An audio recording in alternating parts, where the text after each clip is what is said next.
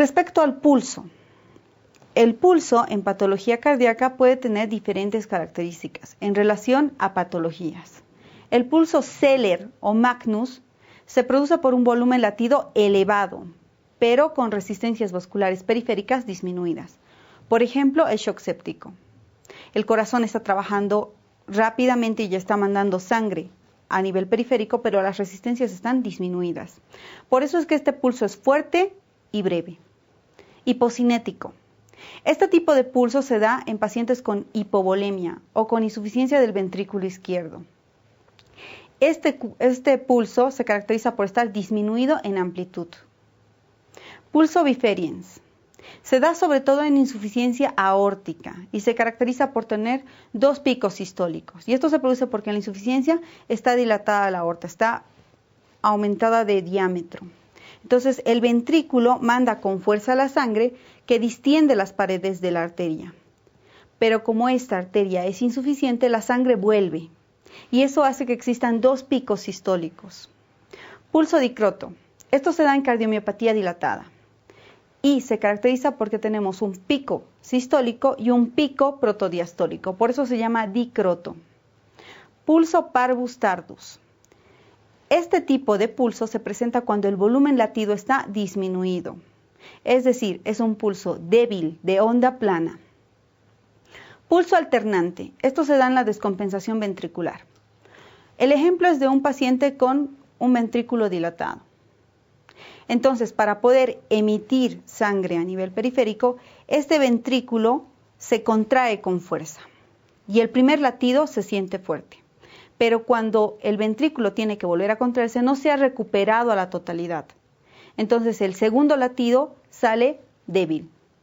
Por eso es alternante, un latido fuerte, un latido débil, fuerte, débil. Pulso bigémino. Este se produce cuando existe contracción ventricular prematura. Altera un latido normal con una extrasístole, normal y extrasístole. Pulso paradójico, típico de taponamiento pericárdico. Este se caracteriza porque cuando tomamos la presión arterial sistólica, baja en más de 10 milímetros de mercurio. Pulso venoso yugular. El pulso venoso yugular es la representación de la presión en la aurícula derecha. Y esta presión representa la presión venosa central. ¿Qué es la presión venosa central? Es la suma de los retornos venosos.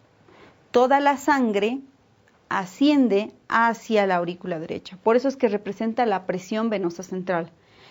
Es un dato indirecto de la volemia del organismo. Por eso es que la PVC nos sirve para saber si el paciente presenta depresión de volumen, está deshidratado y por tanto requiere volumen, o el paciente está con sobrecarga hídrica y la PVC está alta. Durante la diástole, la presión del ventrículo se puede igualar a la presión de la aurícula y por tanto es lo mismo. En el caso del ventrículo izquierdo, el pulso que representa es la presión capilar pulmonar. Otros signos a tomar en cuenta en semiología cardiológica son el reflujo hepatoyugular, que se presenta sobre todo en pacientes con insuficiencia cardíaca. ¿Cómo evaluamos el reflujo hepatoyugular? Comprimimos a nivel hepático durante unos 10 a 15 segundos y se observa ingurgitación yugular. Signo de Kussmaul. Este se presenta en taponamiento pericárdico. Lo normal es que cuando inspiremos, el flujo ingrese a cavidad torácica y las venas yugulares se colapsen. Pero en estos pacientes donde hay un aumento de la presión, como por ejemplo un paciente con taponamiento pericárdico, cuando ellos inspiran, las venas yugulares persisten ingurgitadas. Eso se conoce como signo de Kussmaul. Ondas de pulso venoso. ¿Qué representan estas ondas de pulso venoso? La onda A representa la contracción auricular. Recordemos que el paso de sangre de la aurícula al ventrículo en una primera instancia es sin contracción auricular.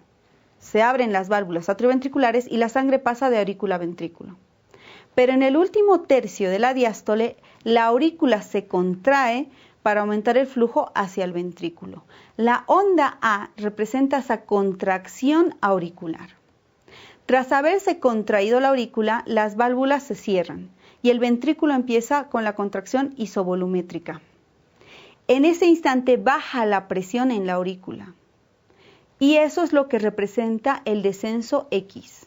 Durante la sístole ventricular se relaja la aurícula, es el descenso X. Al relajarse la aurícula, esta empieza a llenarse nuevamente de sangre. Por tanto, se empieza a formar la onda B, porque la aurícula empieza a distenderse. Luego se abren las válvulas atrioventriculares y cae la presión de la aurícula porque pasa la sangre de la aurícula al ventrículo. Por eso es que las ondas A cañón se presentan cuando esta aurícula tiene que hacer una mayor fuerza para pasar sangre de la aurícula al ventrículo.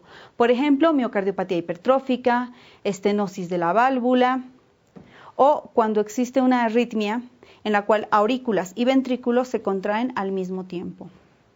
Y hay ausencia de la onda A en el caso de fibrilación auricular, porque la aurícula está fibrilando. Por tanto, no puede hacer esta contracción para pasar volumen sanguíneo de aurícula a ventrículo. Ruidos cardíacos. ¿Qué representa el primer ruido? El primer ruido representa el cierre de las válvulas atrioventriculares. Lo normal es que se cierre primero la válvula mitral y posteriormente la válvula tricúspide. El segundo ruido es el cierre de las válvulas semilunares, es decir, la aórtica y la pulmonar. Y lo normal es que se cierre primero la válvula aórtica y luego la válvula pulmonar. R1 y el segundo ruido se inspeccionan mejor con el diafragma del estetoscopio. R3 y R4. Estos son ruidos que pueden representar patología. R4 es patológico y R3 puede ser patológico o no. Estos se inspeccionan mejor con la campana del diafragma. R3 se presenta cuando existe paso de sangre de aurícula a ventrículo y el ventrículo se distiende de forma brusca. Y R4 se presenta cuando la aurícula se contrae de forma brusca. Puede existir un desdoblamiento fisiológico del R1 y eso se presenta durante la inspiración, pero este puede ser patológico en bloqueo de rama izquierda del haz de His, en estenosis mitral y cuando existe la presencia de un mixoma auricular.